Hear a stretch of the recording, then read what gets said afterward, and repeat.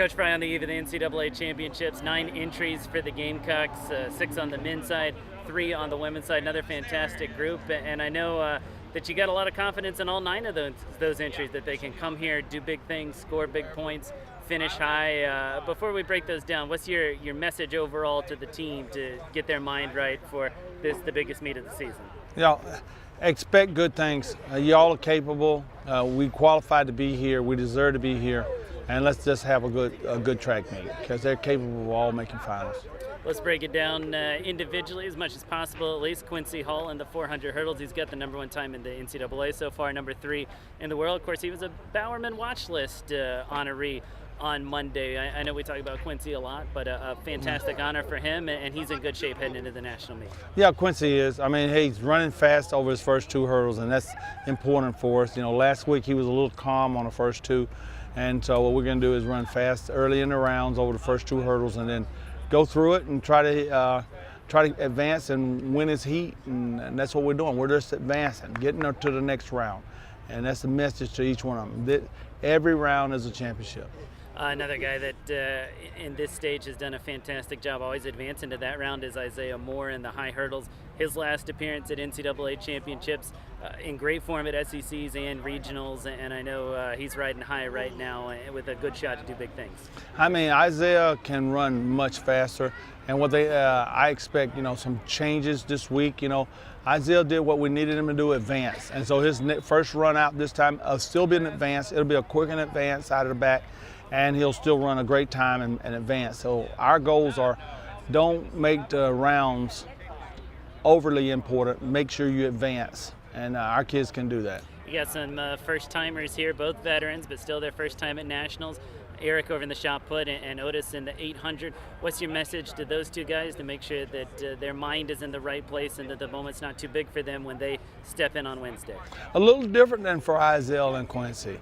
It is their rounds are the finals. Immediately, you got to compete. The first throw's got to be like you're in the finals. And Otis, the first run has got to be like the finals. And so it's their Olympics. So we got a different psych for them and their preparation to go into this as we advance to the finals. For Jan, it's his 4th trip to NCAA's, 2 indoors, 2 outdoors, but he's still looking to score for the first time, and he's certainly capable of it. But with you and Coach D, what's your message to him that he finds that extra 10% and puts some points on the board for the first time this week? I think Jan has the right attitude about this meet at this point right now. He deserves to be here.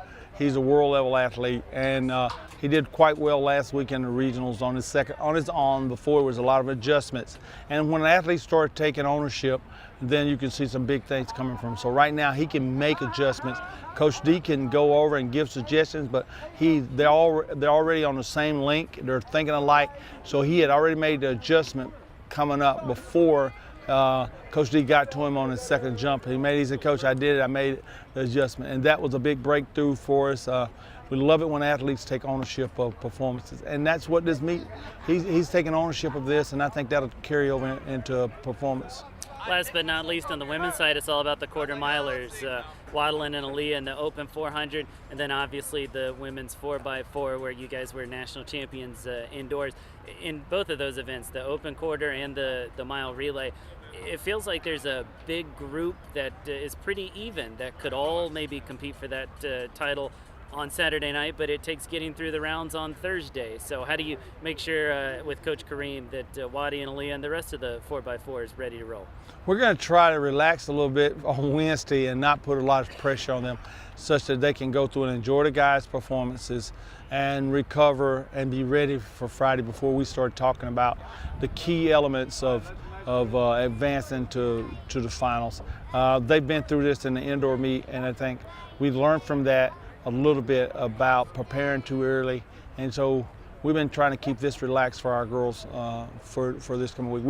We'll get a little tighter on this on Wednesday or Thursday morning before breakfast, but right now I don't want them to get the message that we're expecting national championships and all of that.